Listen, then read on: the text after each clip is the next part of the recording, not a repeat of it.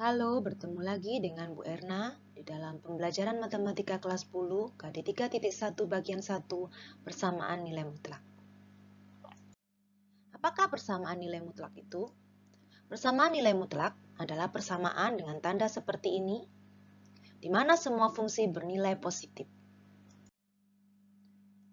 Rumusnya adalah jika X sama dengan A, maka X bisa sama dengan A atau X sama dengan min A. Jadi selalu ada dua kemungkinan. Contohnya, jika X sama dengan 5, maka X sama dengan 5 atau X sama dengan min 5. Mengapa demikian? Karena min 5, jika kita beri tanda pakar, menghasilkan positif 5. Karena semua yang diberi tanda pakar mutlak, menghasilkan nilai positif. Begitu juga dengan 5, kalau diberi tanda pakar hasilnya juga 5. Sehingga angka 5 bisa dihasilkan oleh negatif 5 atau 5. Jadi ada dua kemungkinan. Bagaimana jika di dalam tanda pakar terdapat konstanta? Seperti contoh soal berikut ini, di mana X min 3 mutlak sama dengan 5. Maka kita punya dua penyelesaian di mana salah satunya positif, salah satunya negatif. Yaitu X min 3 sama dengan 5 atau X min 3 sama dengan min 5. Lalu bagaimana penyelesaiannya? Untuk menyelesaikan permasalahan ini kita bagi menjadi dua. Pada bagian pertama, kita perhatikan yang X min 3 sama dengan 5. X min 3 sama dengan 5, kemudian 3 kita pindah sesuai dengan aljabar biasa, di mana negatif 3 kita pindah ke kanan menjadi positif 3, sehingga kita mendapatkan nilai 8. Di sebelah kanan kita punya X min 3 sama dengan negatif 5. Seperti biasa, negatif 3 jika kita pindah ke kanan menjadi positif 3. Negatif 5 ditambah 3 kita mendapatkan hasil negatif 2.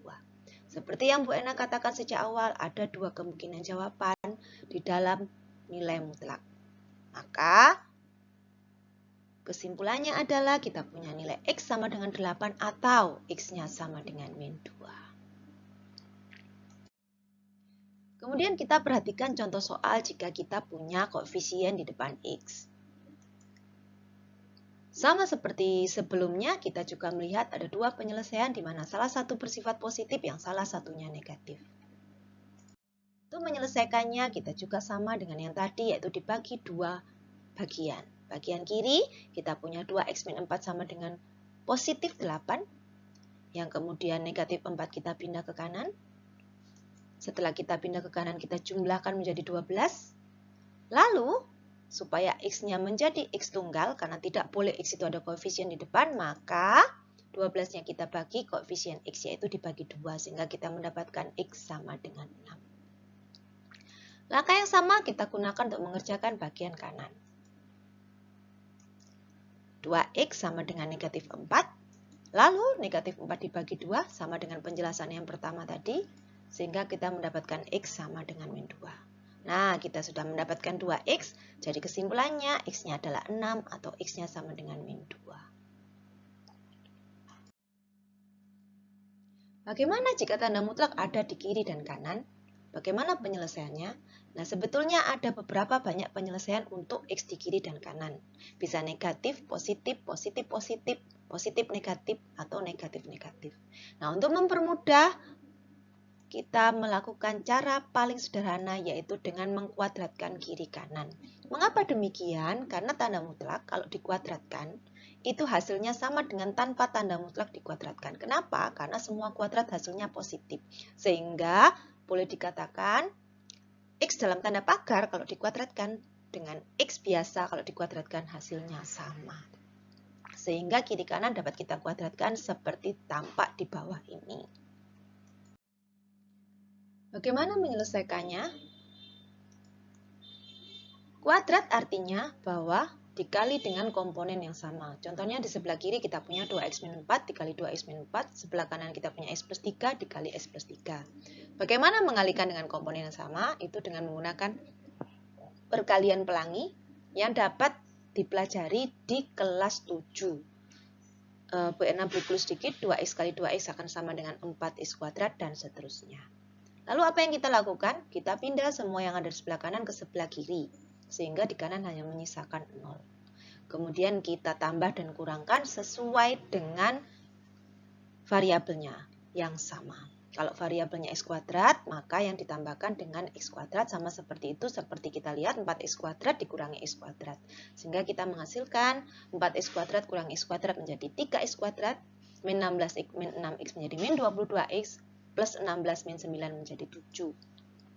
Lalu kita faktorkan. Bagaimana cara pemfaktoran juga kembali pelajaran kelas 7. Setelah difaktorkan, apa yang kita lakukan?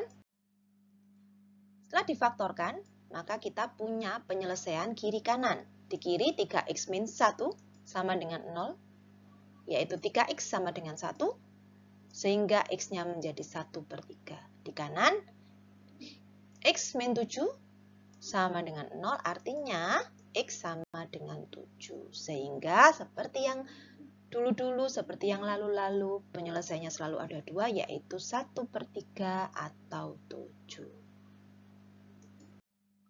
Demikian penjelasan tentang nilai mutlak. Ini adalah latihan soal yang diberikan oleh Bu Erna supaya kalian bisa belajar untuk mengerjakan latihan soal nilai mutlak. Soal ini kita lihat 1-5 tanpa konstanta, 6-11 dengan konstanta, 12-14 sampai 15 adalah konstanta dengan koefisien, sedangkan yang 16 adalah kiri kanan mutlak.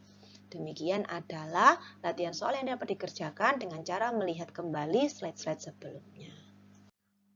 Demikian penjelasan Bu Erna tentang nilai mutlak. Selamat belajar dan tetap bersemangat.